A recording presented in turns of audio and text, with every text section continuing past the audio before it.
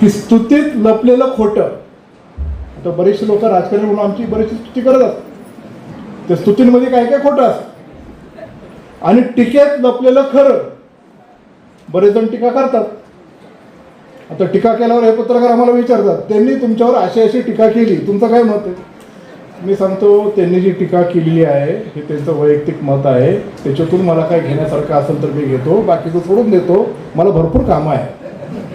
म्हणजे टीकेत लपलेलं खरं. टीका केली म्हणजे काहीतरी एखादा मुद्दा असं घेण्यासारखं.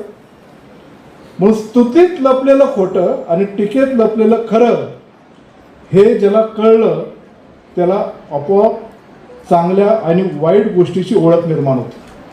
आणि चांगल्या आणि वाईट गोष्टीची ओळख या स्वप्नील जुन्नरकरला अचूक आहेत. याच्याबद्दल आपण सर्वजण सहमत असाल. आणि आजही मी सहमत झालो.